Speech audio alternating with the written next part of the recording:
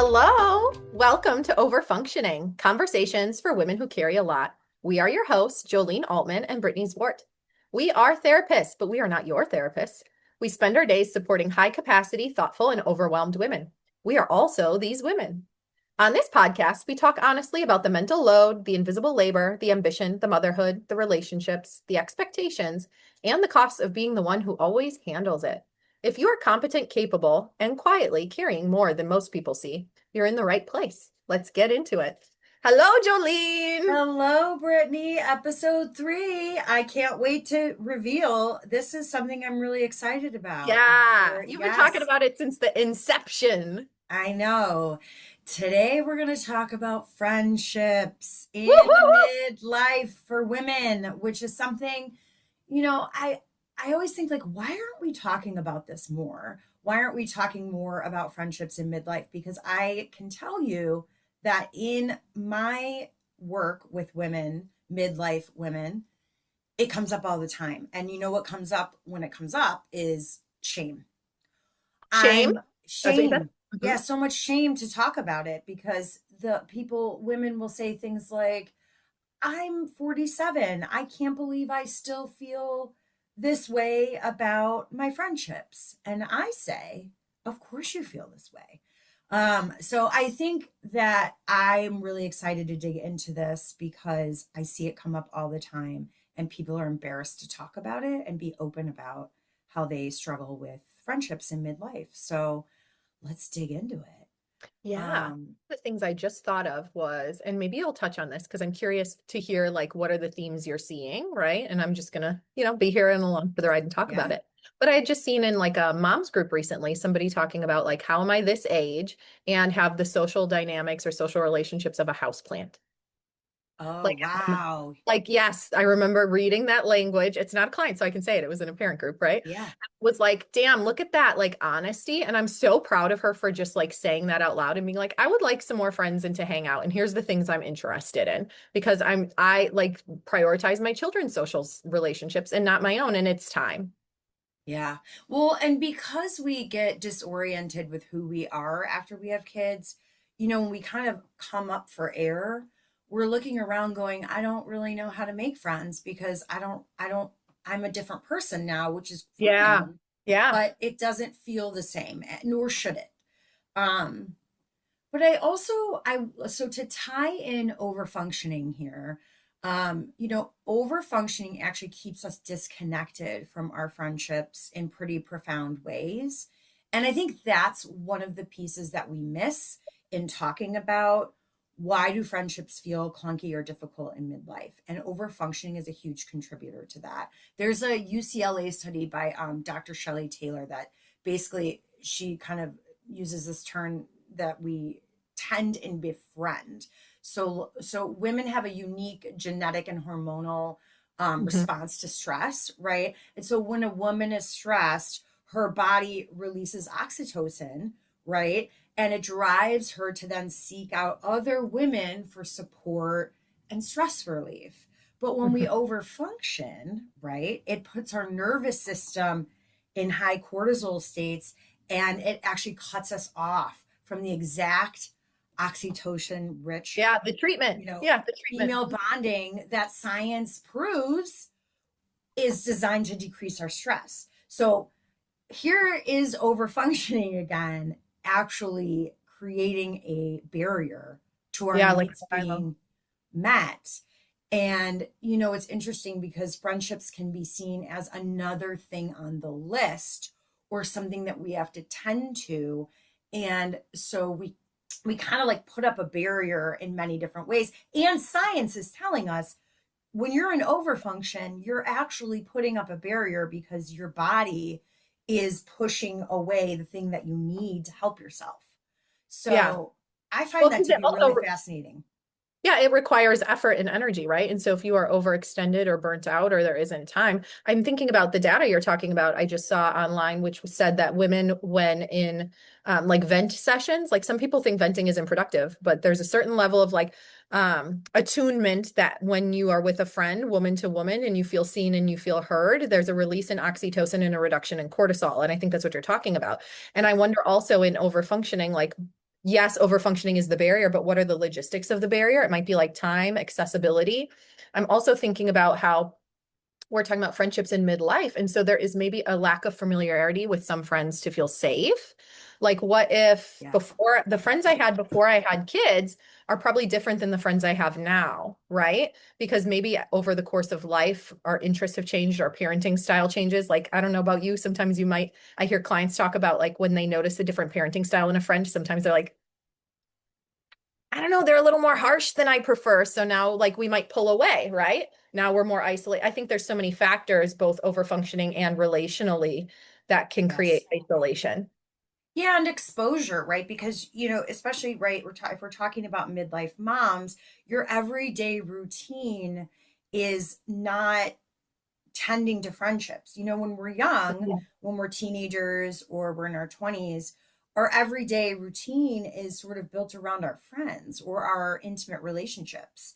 And when we become mothers, it tends to revolve, now it's sort of like, oh, right, I'm spending all next weekend at a soccer tournament about an hour and 15 minutes away from here. And that's what I'm doing all weekend. Right. Yes, it's And so consuming. yeah, it's so all consuming that your everyday function, texting helps, right? Because we tend to text our friends, etc. But that actual face-to-face time with friends is becomes much more limited in midlife. Yeah. I also And also, imagine go ahead. I also imagine statistically the data would show like while texting is good for staying in contact, it doesn't have the same effect with the oxytocin and the cortisol as Exactly. the nervous system in the shared space. And so staying in touch versus being in shared space having an actual regulating effect for the nervous system. Exactly. I also want to touch on something that I think gets missed too, which is to say that if you have old wounds about friendship, they don't just magically go away in midlife, right? Mm-hmm. We tend to hold on to our understanding of who we are in relation to others. And yes, we do the work and we move through a lot of things and we are not the same as we were when we were 20, but also some of those patterns and dynamics still remain. And this is where I see the most shame come up for women when they say, I can't believe I still feel left out, or I can't believe that I still question why did I say that in a group Mm-hmm. dynamic Mm-hmm. with my friendships.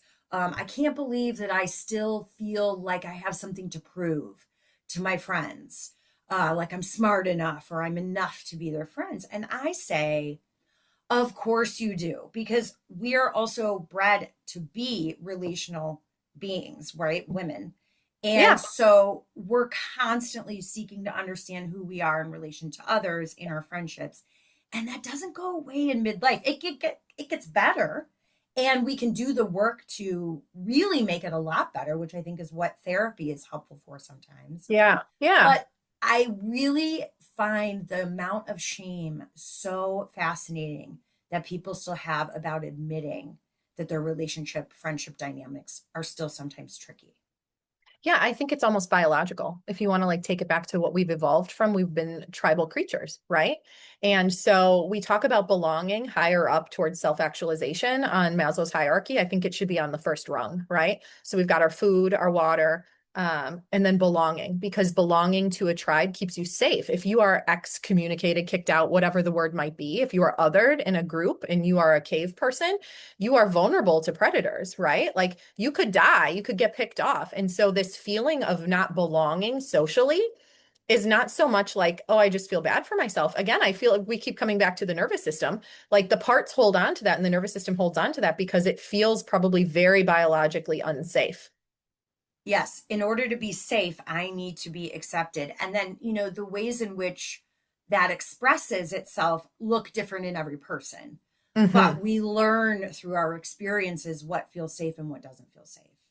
Do you remember that little trend that was going around? I'm going to struggle to recall what it is, so I'm going to need your help. But like they would ask men, how often do they think about what is it, the Roman Empire? Oh, yes, yes, Yeah. yes, And so yes. people would ask their husbands, their partners, their male counterparts, do you ever think about the Roman Empire? Is that what it was? And they'd be like, oh, yeah, all the time or whatever. And then it would be, what is women's Roman Empire? Do you Yes, remember what it was? I It was do. relationships that fell apart. Yes, relationships that fell apart and watching shows about relationships or like a show that they think about like that's Oh, I didn't their remember that. yeah, that was like a what something that kept coming up was like women saying, "Oh, this insane thing that happened this on this reality show, like that's my Roman Empire." But it's relational. Yeah, It's relational harm. talk. Isn't it interesting based Yes. on like gender? Yes, it's wild to me.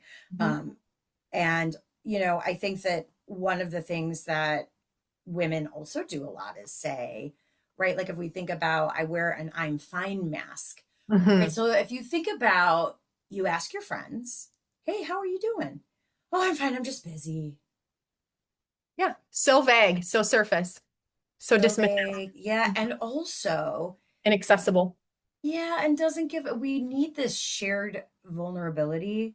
And when we say, I'm fine, I'm just busy, it's sort of this mask that we wear that keeps us, again, it's one of those pieces that kind of keeps us isolated. It's like, I'm not going to get into my shared vulnerability with you because I'm good. I'm just busy. Yeah, yeah. I also am thinking about like mirroring and social reciprocity, right? Like somebody saying I'm fine shuts down the other person feeling like now I can go lean in and be vulnerable, right? And yet also if somebody comes in and we're like, how are you? And they like dump right away, like so many things off the top, how that also can shut down the other person feeling like there's space, right? And so how we really have to do this like vulnerability tango of attuning and checking in with one another. It can't be I'm showing up to coffee with Jolene and it's only about like here's all the stuff that's going on with me and then I'll see you later, right? Because that's also what makes people lean out of relationships is like I feel like I'm a villager for others but they are not for me. And then also if you also show up and you're like getting coffee and you're doing this I'm fine mask you're talking about. And so how do we really read the room for the attunement?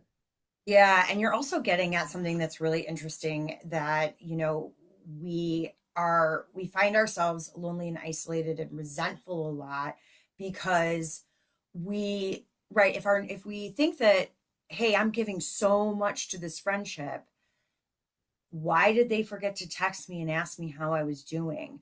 We're so attuned that we Yeah. notice when our needs aren't being met and we kind of like start to go, wait a minute, why am my are my needs not being met? And Yeah. you know, I'll tell you something my therapist said to me once, which I was like, oh man, you're right.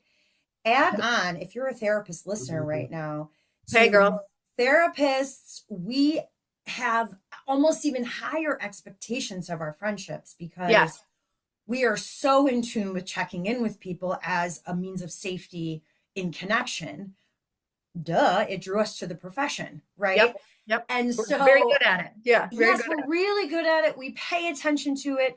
And so, I think we need to be aware that when we start to feel resentful, we go, why am I feeling resentful towards my friends? I know that if they didn't text me, it's not because they don't love me, but our mind goes instantly to, I do so much. And what am I receiving the same in return? And then we might pull back, right? Yeah. As a Yeah. safety defense mechanism, we might pull back, which further isolates us. We pull back because we go, uh-oh, am I giving too much and not getting enough in return? And I'm feeling resentful. I need to be safe right now. So I'm Yeah. going to pull Yeah. back from giving a little bit, which feels counterintuitive to not give. Yeah, it's like this phrase that we've probably heard over time about like matching energy. And a lot of times we say that in a way that's like, someone was crappy to me, so I'm matching their energy as like an excuse to be kind of unkind back. But there's two things I'm thinking about from what you're talking about through the therapist lens. One is like, do we have realistic social expectations of what other people's capacity is and what they can do? And are we over functioning in that therapist part, even in our relationships, Yes. right? Like, Yes. what if I The just answer put is that down? yes. Yes. And what if I just put that down and that's not my business, right? Like I can think about the number of times where I finish sessions in a week or have finished sessions in a week and I'll go check my phone or in a day and there's many messages, but it's people needing something in some way or wanting a resource, which is great. I love to be a resource, but sometimes I'm like, I'm Yeah. not going to respond to those right now because those are case management tasks. Those aren't check-ins on me. They're not Right. something about how am I doing? They're not relational. They're tasky, right? I'm going to go tend to Yes. myself or be with other people Yeah. who have that same level. Therapist clients that I have, and if you're listening, therapist clients, we've talked about this. We've talked about this same dynamic Jolene is talking about, and how sometimes we find more emotional reciprocity and almost like shorthand in friendships with other therapists. Like, I don't Yes. need to catch you up to speed on like the background. I can like the benefit of the doubt showing up. I can show up with Jolene in our little consultation group and just blah, blah, blah, blah. And I already know you guys know me, you get it, and you can understand some of the mechanism behind and feeling like I don't have to. Sometimes when you're really self-aware and you do a lot of self-work, it can be intimidating to others in relationships too, to show up with that level of self-awareness and that level of willingness to say quiet parts out loud. And that can make other people pull back as well. And so Yeah, being that took me like a being long time to learn. Yeah, sorry, I didn't yes, mean to interrupt yes, you, but no, that took me a fine. Say more. really long time to learn that I was like, oh, this might be a little much. And people don't know what to do with it sometimes. And that's Yeah. fair. Yes, my Um, husband said something recently, like within the last 6 months. I was like, "Rah, rah, rah," about something, as one does, right? Not about friends, but like something specific. I can't remember the example. I just remember what he said back. And he's like, you got to remember, not everybody's hung out for 20 years, many, many hours a week in other people's feelings and language talk. They're not at the same space you are. And I'm like, okay. harsh I was reality like, check. okay. I got a lot to Yes. say, and I know I shouldn't say anything because I know you have a point. So I'm just going to feel my feelings, right? Like, Yeah. thanks, honey. Yeah. It was helpful to hear. Yeah. Yeah, for sure. I mean, that's like my therapist reflecting to me, like, hey, man, sometimes our expectations are too high. Yeah. And, Like, is it's that like, realistic? Hmm. right, right, right. But I think, for everybody, not just therapists, Hmm. this we we can find ourselves in these patterns of pulling back because we worry that, oh no, somebody's really not going to be able to meet my need or isn't meeting Yeah. my need, and I feel resentment. And resentment is like, Ugh, the kiss. women, yeah, it is. And also we deal with so much of it, I think, in midlife because we give, that when friendships start to feel that way, we feel really bummed. Yeah. I wonder also if friendships we see as a thing for us. And if women don't tend to prioritize themselves and they put other people's needs first, if any level of resentment or like some level of like it's taking, I'm not getting more than I'm giving. And like there's always going to be back and forth in relationships, right? It's never 50-50. Same thing with marriage and things like that. I wonder if that's part of why it's the first thing we pull back from because it's for me. And if it starts feeling like it's taking more or it's cutting into other spaces, like I can't do it, right? I Well, would I would prioritize my kids' friendships over my own, my this over my own, right? Like the way we don't prioritize ourselves. well, there's tons of research about that is the first thing when women start to feel stressed and overwhelmed. Their friendships are the first things that take the back seat.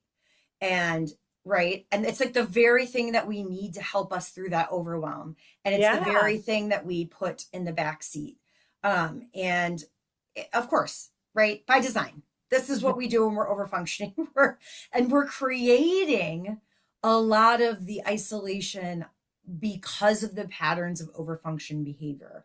And I think that's one of the things that is pretty common in the work that I do with the women who I work Mhm. with. I don't know about you, Brittany, but that's sort of like understanding the patterns that they feel stuck in and understanding, Absolutely. hey, this is your role in this. Yes, your husband doesn't load the dishwasher the way you want, or yes, this, and this, right?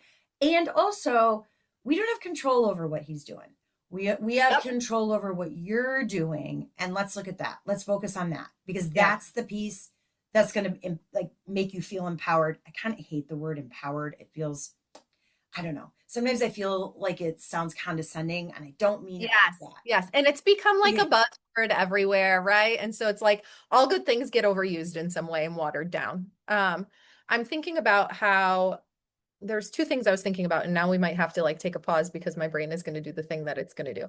Oh, I know. Um, have you experienced this as your clients maybe come to therapy and they start doing work and as they start healing? Their relationships start changing and they might get a little more lonely as they are redirecting their energy, redirecting their boundaries, maybe recognizing like what relationships aren't serving me. Because I've definitely had clients over time where they've talked about like healing is actually kind of lonely. Like the relationships that were there for me before, like they're not coming along on the self-reflection. They're not. So like I can only get so much depth in this attunement. So I'm feeling more lonely. And so then we talk about like making and finding friends who are also on this like wanting to level up, right? Wanting to like do the reflection, breaking the bad habits, generational things. That was one. And then the other piece I was thinking about is how we tease about how like in therapy everything goes back to childhood in some way, shape, or form. People hate that, right? But when you're talking about looking for patterns, it's like how have we relationally connected throughout life? Like I show up in this relationship and in this friendship not as a completely new friend. I bring all of my other stories and projections along. And how is that maybe fair or unfair in this dynamic? So I had a two-parter for you. Yeah, no, Number I two, like, pick your poison. yeah, well, I like the second one. I mean, both are absolutely valid. And the second piece kind of goes back to what we were talking about earlier, which is that we bring with us, these learned things we have about who we are. And it makes sense that we're still struggling with those things. Those are life struggles. We Mhm. don't just get to a place where, oh, I fully understand everything I bring into friendships in this instance. And I'm an evolved person. And right, I mean, this is your friend, the friendships I have now at 48, in 20 years at 68, I'm going to have different friendships. And along with those different friendships, I'm going to need to revisit Mhm. what I'm struggling with in those friendships again. This doesn't end, which is, I mean, that's not bad, It's right? It's life. actually It's good. also just life. Yes. And I think that doing that introspection helps you to really understand who you are in such a more profound way. And that makes you feel more connected. And then by proxy, when you feel more connected to yourself, you are able to better connect authentically and meaningfully with others, right? Which is at Yeah. the heart Yeah. of friendships. Yeah. I'm thinking about that piece you said, like, I'm going to have different friendships in 20 years. It might not even be different people, but we are different in the ways that we show up. And I think that can be to anybody who's had unpredictability or anxiety in relationships socially or in your family of origin, the concept of like, knowing I am constantly changing, we can practice that. We are good with that, but it can create a lot of anxiety knowing other people I'm in a relationship with change too, right? Like my husband, sometimes people be like, my husband is not growing. That's a problem. Now my husband is growing, but is he growing in a way that like I'm still gonna like, love, and be with, including like friendships? Like as my friends evolve, like trying to protect oneself from the grief of relational evolution, you can't do it. You can't, right? Like you have to like get your sea legs, if you will. Yeah, I like that. And it just made me think of something. Shout out to my husband because he's so Shout supportive. out. Mhm. Shout out because he said something to me the other day. He's like, because I talk a lot about Things. interpersonal things Yeah, yeah. as one might. And I was sort of talking about how, I've got all these different kinds of friends and I really like that. And he was like, yeah, as you should. I can tell you're kind of like thinking about that, that you have all kinds of people who are your friends. He's like, Jolene, who cares? Just be friends with the people that you're friends with. And I'm like, yeah, man, who cares? Yeah, I I just care. felt, I yes, was curious. Yeah. yes. But no, I mean, but I think it's really like that support meant so much because it's sort of like you're saying, if your partner supports your growth, I feel like that's another way of my partner saying, yeah, you evolve and your friendship needs evolve and be friends with the people Absolutely. that you want to be friends with. What are you worried about? And I Hmm. think about also people bringing that into therapy sessions. Hmm. Oh, I've got all these different friends. I don't know what that means. I don't know what that means about me. And it's like, well, it means that we're dynamic as humans and Yeah. friendships serve different things. You might have one friend. Oh man, this takes me back. I'll never forget this. I was probably 25, and of course I was in therapy. I was living in Of Portland, course, as Oregon, one does. Mhm. as one does. And the therapist said to me, Jolene, not all friendships are going to meet all needs. You Yep. you might have the one friend that you go to in an emergency. You have another friend that you don't really talk about anything serious, but they make you laugh hysterically. You have the one friend, and I'm thinking of like my college besties, two of them, who it's like I just show up And we have the best time, and I don't need to be anything because they've Yeah. seen me since I was 18 years old, right? Hmm. Hmm. Okay. Right. You have all these different kind of friendships that meet different needs. And I think that's one of the coolest things about being Yeah. dynamic humans. Well, and thinking about that, like when you think about those relationships and they are all versatile people, but when you show up in each one, do you feel like you are authentically you? Yes. That's the part that matters, right? Yes, Like it doesn't exactly. matter that they're different. Do I get to be me? Do they love and Yes. accept and attune to the many different parts of me? I'm not masking. Just because they're different doesn't mean I'm different in Right. each of They might bring out different parts of me, but them. I'm Yep. still me. And I Yeah. think that's what's cool. It's like, oh yeah, I get to see that. I think, and that's what I encourage my clients to think about too, is sort of like, is that friendship bringing out parts of you that you're enjoying or no? Correct. Yeah. Yeah. Do you Yeah. feel you have to perform? Is there expectations or is it like I can be messy and I can be in the process, right? Some of us don't allow people to see us. This is that goes back to the I'm fine. Some people don't allow for people in our lives to see us when we're in the messy middle. And that keeps like attachment at a distance too. So when people are like, I know that person, those people don't know me that way. Do they not know me that way because they can't know me that way because of them? Or am I not allowing for people to know me that way? And likely, if I'm not allowing for people to know me that way, it goes back to probably childhood stories about can people handle me, my feelings, and how I show up, right? It's like my inner workings and old stories I tell myself, not necessarily that these relationships don't have possibility, right? Sometimes we have a lot of relationships with possibility that we've yet to explore. Oh, I like that. I like that. So what can we take away today? Trying to think here. Yeah. Well, I had see over here on your Jolene is so good. She gives us like little notes. Um, she wrote here about like safe enough to receive. So would you be willing to tell a little bit more about, I feel like that talks about that piece I was just touching on, right? Of like how to practice little bits of vulnerability. Yeah. So how can we practice little bits of vulnerability? Here's one thing that I think I have actually done over the last 10 years that's really helped me is that when I feel like I want to lean out, I Hmm. lean in. So when Mm. I feel like, ooh, I don't know, I'm feeling Like, like, what is am I that? too much? What did I do? I go, or if I'm like, man, did that person forget about me? I think I'm going to just text that person and say, hey, because I'm thinking about them and I want to connect with them. And they Yeah, can't read my mind, right? So correct. the next time that you want to lean out, maybe try leaning in instead. Or the next time that you're like, I'm leaning in so much, I'm giving so much, and I don't know how that feels, maybe take a step back for just a second Yeah. to Hydration. see, Mhm. yeah, like why am I doing this? Is this because of habit and pattern in my friendships? Like this is how I feel valued in my friendships, and it's not feeling good to lean so much in. Yeah. Or yeah, so maybe One of trying to my, do think about it. yeah. I'm thinking about that piece right there. One of my favorite things to do in relationships in general is like just because there isn't always time to stay in touch doesn't mean I'm not thinking about people, right?